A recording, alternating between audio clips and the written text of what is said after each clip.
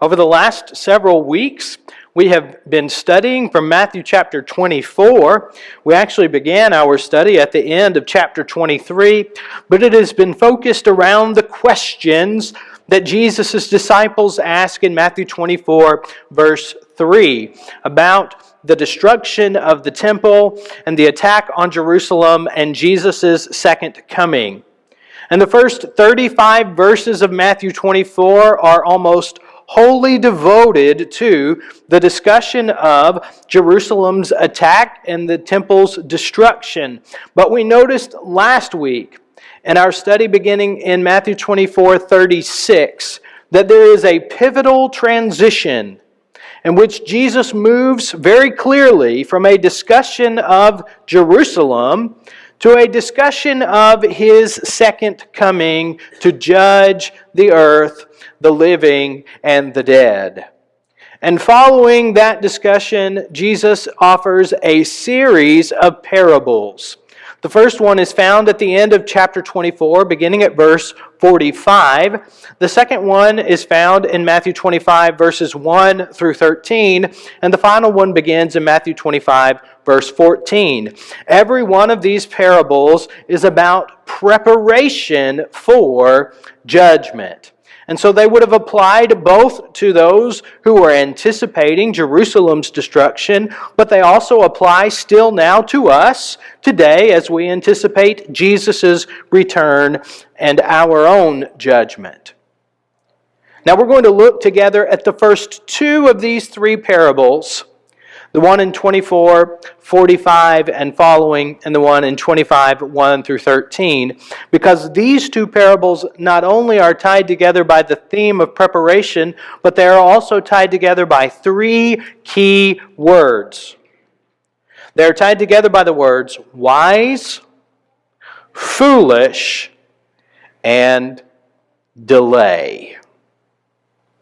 And so what I want to notice with you this morning as we look at these two parables is, first of all, we are to be prepared if the Lord is not delayed. Be prepared if the Lord is not delayed. Second of all, we are to be prepared if the Lord is delayed. And then Jesus closes these two parables with a command that we will consider in Matthew 25, verse 13. So we first look at the parable that's found at the end of chapter 24 and verses 45 through 51. Now let me say as we begin, I just looked at the clock. I always try to keep an eye on the clock. I'm sensitive to the understanding. But we got started kind of late today. So if we get out late, it's not my fault. Matthew 24, 45 through 51. Who then is the faithful and wise servant whom his master has set over his household to give them their food at the proper time? Blessed is that servant whom his master will find so doing when he comes. Truly I say to you, he will set him over all his possessions. But if that wicked servant says to himself, my master is delayed, and begins to beat his fellow servants and eats and drinks with drunkards, the master of that servant will come on a day when he does not expect him, and at an hour he does not know, and will cut him in pieces and put him with the hypocrites. In that place there will be weeping and gnashing of teeth. What I want you to notice as we begin our study together this morning is that there is a pattern that is followed in both of these parables. Not only are they tied together by the key words of wise, foolish, and delay, but they also have a similar pattern. And it goes like this. There is, first of all, the absence of a prominent figure. In the first parable, it is the absence of a household owner. In the second parable, it is the absence of a groom or a bridegroom. Following the description of that absence, there is then the opportunity to prepare for the reappearance or appearance of the prominent figure. And in connection with that preparation, third of all, there is a description of a reward for being prepared. And then finally, there is a failure and the consequences of that failure. Both parables follow this general outline, but they have some different details. And as we have already noted, those details are there to help us understand that we must be prepared whether the Lord is not delayed or He is delayed. So in this first parable, we have a householder who goes away and he leaves a servant in charge. And so the servant has an opportunity to prepare for the return of his master. It is obvious in both of the parables that the prominent figure is a representative figure for Jesus Christ and His return, His second coming. And the master has the opportunity to prepare, and there is a description of reward that occurs in verses 46 and 47. You see that verse 46 opens with the word blessed. Now, if you look at that, and you look at Jesus' Sermon on the Mount in Matthew chapter 5, and what have been called the Beatitudes, it is the same word, blessed, in English, but also in the original language. Blessed. And I tell my young people on Wednesday night, we're studying the Beatitudes, that means you are better off if. It is a description of a reality, not a gift that's coming, but a reality of the situation. And so Jesus says he is better off if his master finds him busy doing his job, taking care of his fellow servants. And then verse 47, he says, truly he will set him over his possessions. Now, this is the reward that's mentioned in this parable. I've listed for you on the screen the reward that is mentioned in the additional parables and also in Jesus' conclusion to this entire section at the end of chapter 25, because all of these rewards that are mentioned refer to the same reality. And so here it is stewardship. In chapter 24, verses 45 through 51, the reward is he will place him over all of his possessions. It is stewardship. In 25, 1 through 13, in the parable of the bridegroom and the virgins or the bridesmaids, it is participation in the feast, in the wedding feast, attendance at the feast. In the following parable, the parable of the talents, the reward is stewardship. Remember that each one is given a number of talents. 2 of the servants produce more talents. 1 of the servants wastes his talent.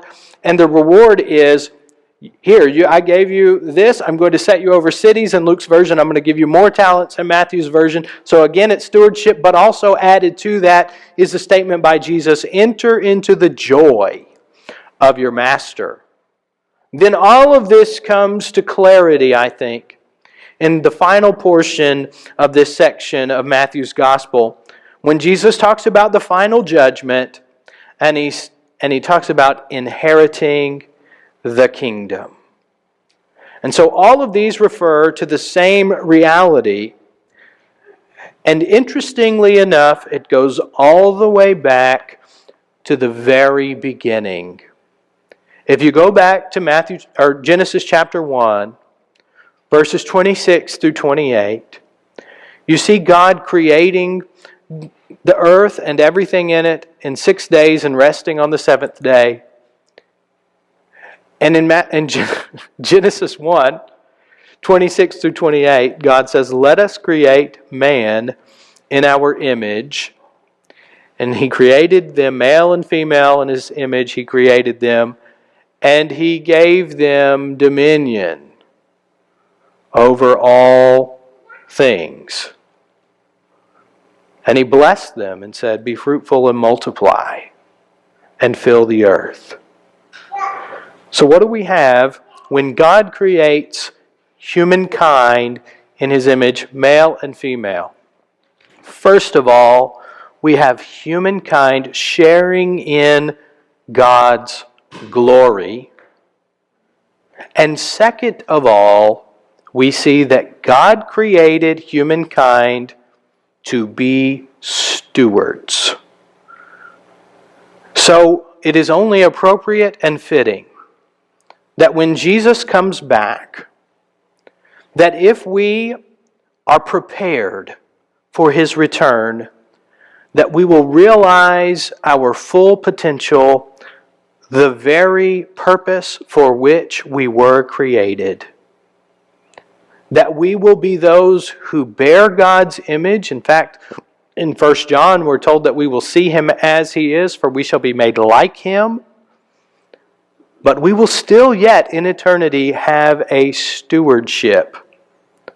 For as Paul writes, or perhaps records what may have been a Christian hymn in the first century in 2 Timothy 2:11 through 13, particularly verse 12, if we are faithful, we shall reign with Him. So in the new heaven and the new earth, and I'm not here to discuss whether or not that's a renovated earth or a recreated earth or whatever. I'm simply using language of the Bible which says new heaven and new earth. In the new heaven and new earth, we will bear God's image and we will reign with Him over His once again perfect creation. What does all of that include? I don't know. But the reward that's presented here, the stewardship, is an image of this future reality for those who are prepared. But what we know is that in the parable, the servant is not prepared. He thinks his master will be delayed, and so he begins to participate in selfish, self-serving, and abusive behaviors. And instead of taking care of the household, which is what he's told to do, which is stewardship, which you and I have today, instead of practicing proper stewardship, he begins to serve himself. And so when the master comes back, not only is the servant caught off guard, but he is punished. And the text says, when the master comes back, he will cut him in pieces. That is probably a reference to the ancient death penalty of being sawn in two. But then Jesus bleeds over in verse 51 into the application that is being made, because he says he will be with the hypocrites where there is weeping and gnashing of teeth. Now this is a phrase that Jesus uses throughout the gospel accounts to refer not to physical punishment, but to eternal condemnation. We find it in Matthew 8:12. In Matthew 13, 42 and 50, in Matthew 22, verse 13, in Matthew 25, verse 30, and also in Luke 13, verse 28. So this is a phrase that Jesus uses repeatedly throughout the gospel accounts, and in every case it is a reference to eternal punishment. And so this is what happens to the master's servant who is not prepared, not reward, but punishment. I want to take a moment and think about this in terms of our service to God. We can look at Jesus' return in a number of different ways. We've talked about how sudden it will be in Jesus' teaching in this chapter. But how often might we lose focus and become centered on self? And the answer is found in John chapter 12, verses 20 through 26. If the Lord is not delayed, will He find us faithfully serving Him and others? In John chapter 12, beginning at verse 20, this is what we read. Now among those who went up to worship at the feast were some Greeks. So these came to Philip, who was from Bethsaida in Galilee, and asked him, Sir, we wish to see Jesus. Philip went and told Andrew. Andrew and Philip went and told Jesus. And Jesus answered them, The hour has come for the Son of Man to be glorified. Now this is a way of referring to His death, burial, and resurrection. Truly, truly, I say to you, unless a grain of wheat falls into the earth and dies, it remains alone. But if it dies, it bears much fruit. Now, again, Jesus is referring to His death, burial, and resurrection. And this teaches us a couple of truths. First of all, that by His death, Jesus opens the way. He opens the door to life, to salvation. And so He says, He uses the image of the grain of wheat falling into the earth, and He says, unless it falls in the earth and dies, it cannot bear fruit. And so He, being lifted up on the cross, opens the door to salvation for all people, but then we also recognize as well that by His death, Jesus also opens the time for His disciples to serve in the kingdom. And so He goes on to say, whoever loves his life loses it, and whoever hates his life in this world will keep it for eternal life. Now He's talking about Himself, but He's also talking about those who would follow Him. If anyone serves me, he must follow me. He must follow me into death. Not necessarily literally, but we must die to ourselves. We must sacrifice our wants and our wishes. And He says, and where I am, there my servant will be also. If anyone serves me, the Father will honor him. That sounds a bit like the reward that we were talking about just a moment ago. And so what is the answer? If the Lord is not delayed, if He comes back quicker than we expect, what is the answer? We follow Jesus. We walk with the Lord. That means we die with Him. That begins in the waters of baptism, but it means that daily we take up our crosses, we sacrifice ourselves, we deny our physical wants, we deny our way in order to take up Jesus' way, and we serve. Now that was the problem with the servant.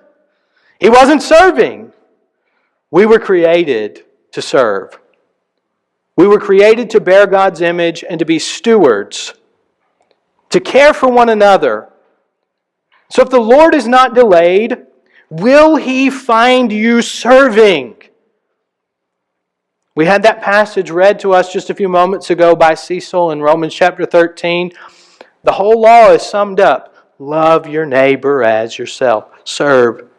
Sacrifice yourself. Give up what you want to serve others. If the Lord is not delayed, will He find you serving? Then we look at the second parable. And in this parable,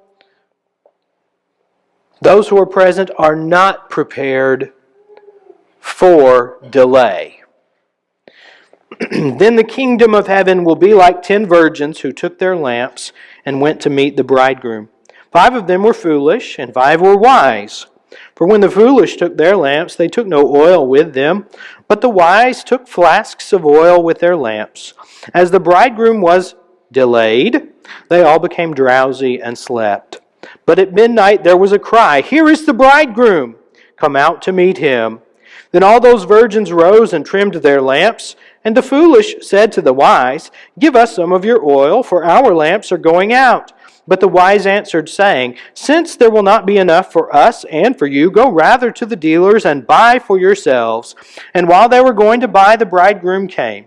And those who were ready went in with him to the marriage feast, and the door was shut. Afterward the other virgins came also, saying, "Lord, Lord, open to us." But he answered, "Truly, I say to you, I do not know you." And once again, we see the same pattern that we saw with the previous parable. And that is, first of all, the absence of a prominent figure. And in this case, the prominent figure is the bridegroom.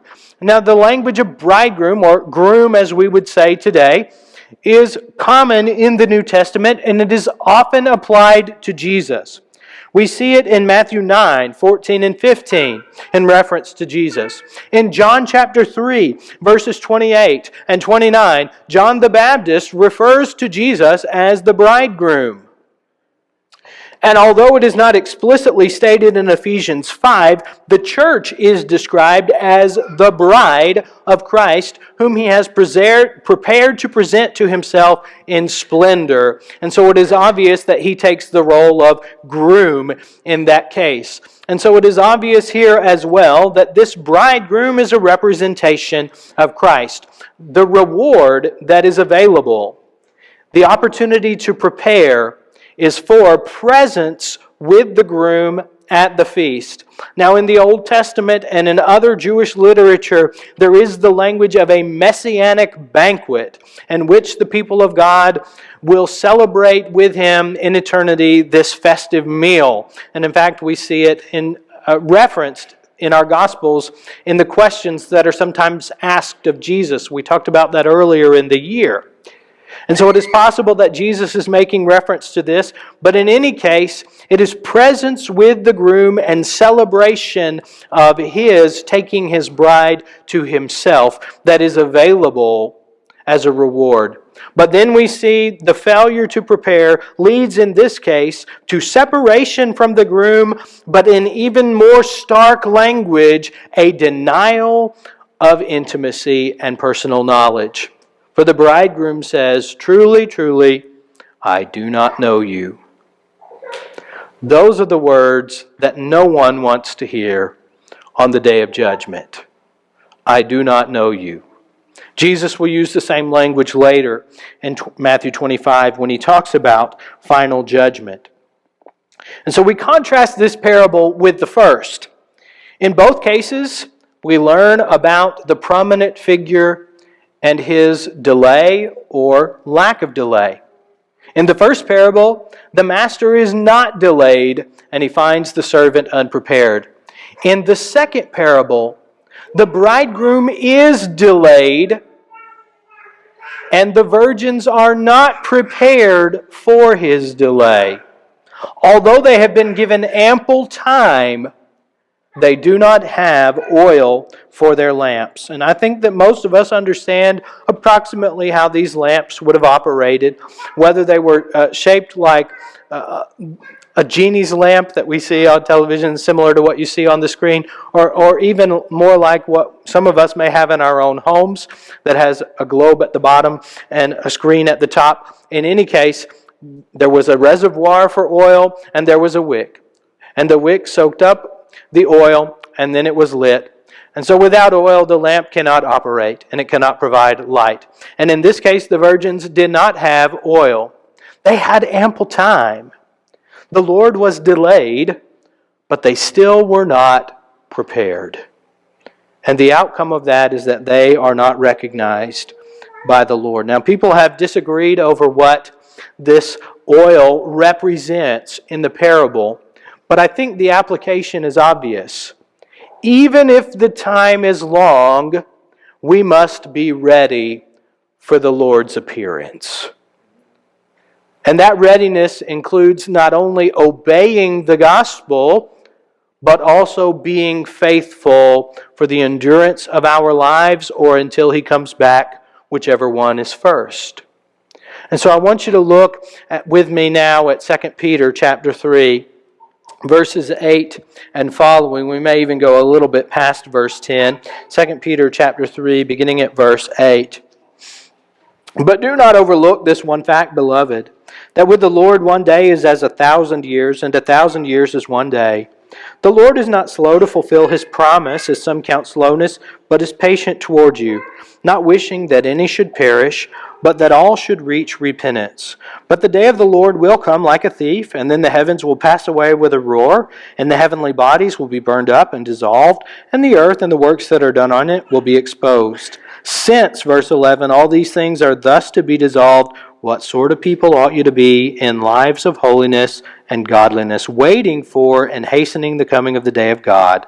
And he goes on to talk about the destruction.